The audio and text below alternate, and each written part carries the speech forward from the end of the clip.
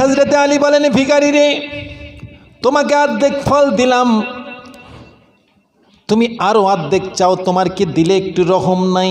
আমার ফাতেমা জীবনে কোনোদিন কিছু চাইনি, আজকের একটু ফল খেতে চেয়েছে, একটু আনার খেতে চেয়েছে, আমি অর্ধেক তোমাকে দিলাম, অর্ধেক আমি ফাতেমাকে খাওয়াবো, তুমি আরো অর্ধেক চাও, তোমাকে দিতে পারবো না।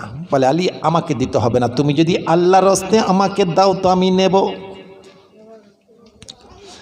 আলী বলেন, আবার তুমি আল্লাহর নাম নিয়েছো?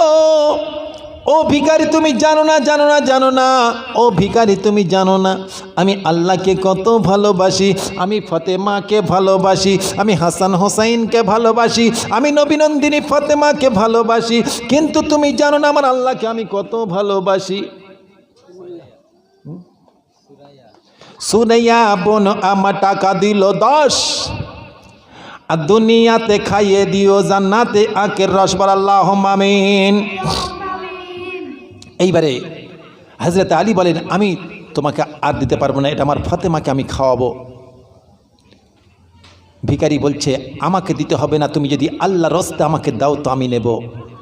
বলছে, ভিখারি রে, তুমি আবারও আল্লাহর নাম নিয়েছো। ও ভিখারি, তুমি জানো না আমি আমার ফাতেমাকে কত ভালোবাসি, আমি আল্লাহ রসুলকে ভালোবাসি, আমি হাসান হোসেনকে ভালোবাসি, তুমি জানো না আমি আমার আল্লাহকে কত ভালোবাসি, তুমি আল্লাহর নাম নিয়েছো, এই নাও আরো অর্ধেক ফল তুমি খাও। আরো অর্ধেক ফল দিয়ে দিলাম, আরো অর্ধেক ফল দিয়ে দিলেন, পুরো ফলটি দান করে দিলেন। ভিখারি বলছে, তুমি আমার সামনে বসো, আমি তোমাকে দেখতে দেখতে খাবো। আলী সামনে বসে গেলেন, ফল খাওয়া হয়ে গেল। এইবারে জিজ্ঞাসা করছে, তোমার পরিচয়টা দাও। কথা বলতে বলতে মিলিয়ে গেল, কথা বলতে বলতে ফেরেশতা মিলিয়ে গেল। আলী চিন্তায় পড়ে গেলেন, ওর নাম কি? আনাস গাজী।